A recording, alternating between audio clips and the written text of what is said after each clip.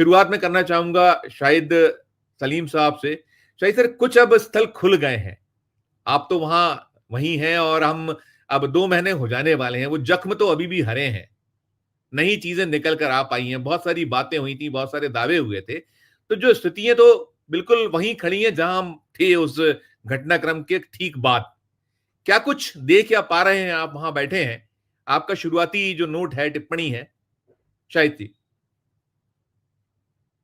Unmute कर लीजिएगा, unmute कर लीजिएगा। बहुत बहुत शुक्रिया। आप सुन पा रहे हैं मुझे? जी हाँ, जी हाँ। हाँ जी हाँ। तो पहले तो आपने उससे पहले कि मैं एफएटीएफ पे आऊं, हमें तो बड़ा आश्चर्य है, हैरानगी है कि इन्होंने 48 प्लेसेस को बंद क्यों किया था। अगर बंद करके इन्होंने कश्मीर की इकोनॉमी को हिट किया तो हासिल क्या हुआ उसके बाद।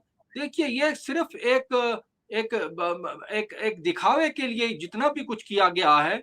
और मैं आपको बताऊं कि इतने बड़े नरसंहार, इतने बड़े जेनोसाइड, इतना बड़े कत्लेआम होने के बाद क्या इन्होंने एक मामूली से किसी अधिकारी को वहां से ट्रांसफर भी किया है? क्या कोई कोई फिक्स किया इन्होंने अकाउंटेबिलिटी? क्या रिस्पॉन्सिबिलिटी तय हुई है? 2 महीने 57 दिन होने को है।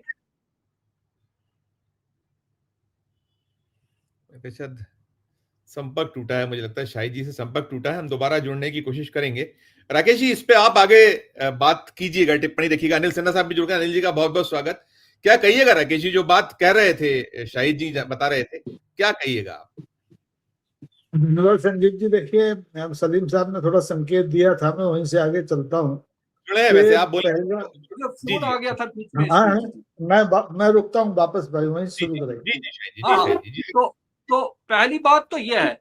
और जिस तरीके से एफएटीएफ के इस बयान को कल से सेलिब्रेट किया जा रहा है, इट इज शेमफुल। मैं आपको बताऊं कि एफएटीएफ का पहले तो यह है कि एफएटीएफ को 57 दिन क्यों लग गए इस चीज को कंडेम करने में, इस नरसिंहार को। सबसे बड़ा सवाल यह है। और मैं आपको बताऊं, आप इंडियन अखबारात को और बाहर के अखबारात की जरा सुर्खियां सुन लीजिए। FATF, financial action task force जिसको कहते हैं, FATF points to fund trail slams Pahalgam attack. एक सुर्खी है, could not happen without money, FATF condemns Pahalgam attack.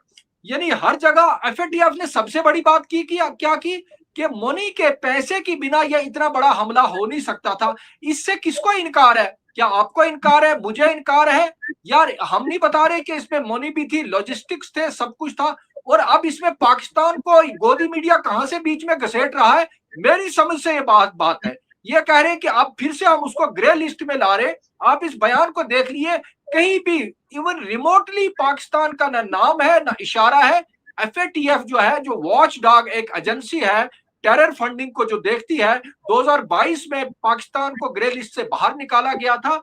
और एफएटीएफ ने इस पर कंसर्न जाहिर किया है, पहलगाम के अटैक को कंडेम किया है। 57 दिन के बाद उनकी नींद खुली है और फिर कहा है कि इसमें मनी इन्वॉल्व थी और उसके बाद ये हुआ है, हम देखेंगे कि। और उन्होंने टेररिज्म की आगे बताया कि टेररिज्म किस तरीके से लोगों को उनको शिकार करता है। तो इसमें इसमें मुझे नहीं लगता सेलिब्रेट करें। वो कहते हैं ना, डूबते को तिनके का सहारा। क्योंकि भारत सरकार के हाथ में कुछ लग नहीं रहा, कोई उपलब्धि नहीं है। जिस तरीके से पहलगाम अटैक के बाद और सिंदूर ऑपरेशन के बाद पाकिस्तान की जो है विश्व में जो है उनका वकार, उनकी इज्जत, उनका सब बढ़ा है, मान सम्मान बढ़ा है।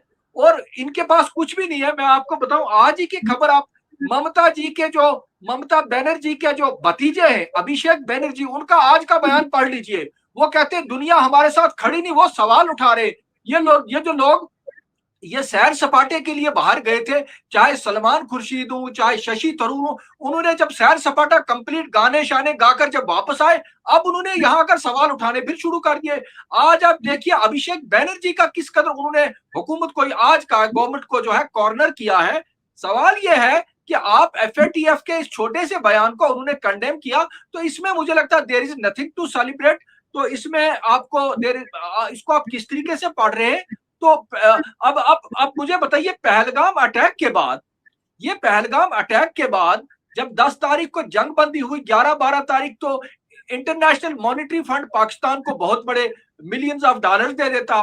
उसके बाद आपका वर्ल्ड बैंक दे देता है, उसके बाद आपका एशियन डेवलपमेंट बैंक दे देता है। ये सब कुछ पहलगाम अटैक के बाद होता है। और फिर सबसे बड़ा, to top it all, Pakistan को एंटी टेरर पैनल का वाइस चेयरमैन बना दिया जाता है। फिर ये पाकिस्तान को तालिबान सैंक्शन कमेटी का चेयरमैन बना दिया जाता है। तो तब एफएटीएफ कहां सोई हुई थी? अरे भाई, एफएटीएफ हो, यूनाइटेड नेशन की सिक्योरिटी काउंसिल हो, ये सब अमेरिका के घर की लोंडियां हैं। ये लोंडियां तब तक ये उनके इशारे पे चलने वाली एजेंसियां हैं। अमेरिका जो कह रहा है, कल अमेरिकी जनरल ये कह रहा था कि Pakistan is a phenomenal partner in war against terror. तो आप कैसे इसको सेलिब्रेट करते हैं? मेरी समझ से बाहर है। इसमें there is nothing to celebrate. एक रस्मी तौर पर एक स्टेटमेंट आया है और nothing to read more in it. Thank you very much. नहीं, ठीक। और दूसरा आप बता रहे थे, इकोनॉमी की बात कर रहे थे, जो आप कुछ वहां खुले क्षेत्र खुले, उस पर भी एक टिप्पणी कर दीजिए कि आप दोबारा हमारा संपर्क ना टूटे। फिर मैं बाकी लोगों के पास आता हूँ। आप बता रहे थे उसके मुझे लगता है कि ये उल्टा, बजाय इसके गवर्नमेंट जो है रिस्पॉन्सिबिलिटी फिक्स करे, बजाय कुछ लोगों को, चाहे डीजीपी हो, चाहे वहां का कम से कम छोटा अधिकारी एसएचओ, कम से कम एक उसको तो यार उसको तो आप दाएं बाएं करिए। आपने इतना तक नहीं किया और आपने उल्टा कश्मीरियों को सजा दी। आपने 48 टूरिस्ट डेस्टिनेशन बंद करके देश और दुनिया को यह मैसेज दिया कि कश्मीर में टेररिज्म अपनी चरम सीमा पर है, कश्मीर मत आइए। आपने एक अनडिक्लेयर्ड एडवाइजरी जारी कर दी टूरिस्ट के लिए कि तुम कश्मीर नहीं आना। जब आप 48 यानी 50 के लगभग आप टूरिस्ट डेस्टिनेशन को बंद कर देते हैं खतरा बताकर, तो कौन आएगा कश्मीर भाईजान? फिर आप कह रहे हैं कश्मीर कोई नहीं। आपने कश्मीरियों को सजा दी है और कश्मीरियों ने बाहर आकर इस चीज को कंडेम पहले दिन किया था। और 23 अप्रैल को और 24 अप्रैल को कश्मीर बंद रहा था और एफएटीएफ ने आज 57 दिन के बाद एक स्टेटमेंट दिया और उसको आप सेलिब्रेट कर रहे हैं। तो ये बड़ी अजीब बात है। और मैं आपको बता दूं, तो फिर कंडेम तो पाकिस्तान ने भी किया था इसको यार। कंडेम तो पहलगाम, तो फिर क्या कहेंगे आपके पाकिस्तान को? फिर आप वो ग्रीन झंडी दे देंगे? तो आज जो है थोड़ा सा इन्होंने खोला है क्योंकि यात्रा करीब है। अब जो है कुछ 8 प्लेसेस खोली हैं, 8 श्रीनगर में, 8 जम्मू संभाग में। तो लोग थोड़ा थोड़ा अभी भी जो है 6, 7, 8% से ज्यादा टूरिस्ट कश्मीर नहीं आ रहे। इकोनॉमी जो है बुरी तरह हिट हो रही है।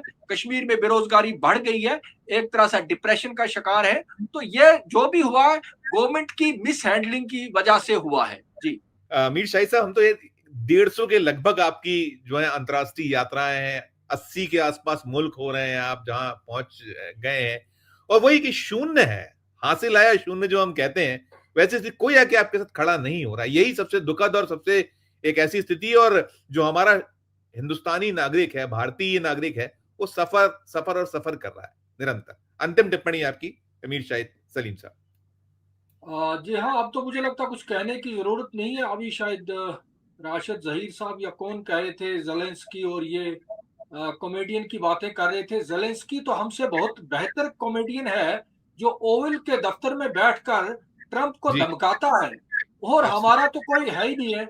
और आप जिस कब्रस हम कहते हैं अरबी में, और जिसको आप साइप्रस कहते हैं, उसकी आबादी 14 लाख है। 14 लाख हमारी एक तहसील की आबादी होती है, और वहां पे आपको क्रॉस पहनाया जाता है, जो कि जिसका एक, यहाँ पे तो आप मुसलमानों के हाथों की टोपी पहनने से मना करते हैं, वहां पे क्रॉस पहनते आप। और कश्मीर की आबादी साइप्रस से बहुत बड़ी है, वहां पहलगाम का इतना बड़ा सानिया हो गया, तो आप अभी तक वहां नहीं आए। साइप्रस चले गए आपको पटका पहनने के लिए, और पटका पहनकर अब जो आपके कनाडा की बात करते हैं, ये वायर में छपा हर जगह आया है कि किस तरीके से वहां का इनवाइट इन्होंने मैनेज किया, और वो कंडीशनल इनवाइट था, वहां का जो दावतनामा इनको मिला। और जैसे आप लोग बता रहे हैं कि आज G7 की जब फोटोग्राफ ऑफिशियल वो जारी हुई, उसमें उनका नाम तक नहीं है। और मैं अपोजिशन की जहां तक बात है, अपोजिशन को इस सरकार ने यहाँ पे बड़ी कामयाबी से, चालाकी से सैर सपाटे के लिए भेज दिया।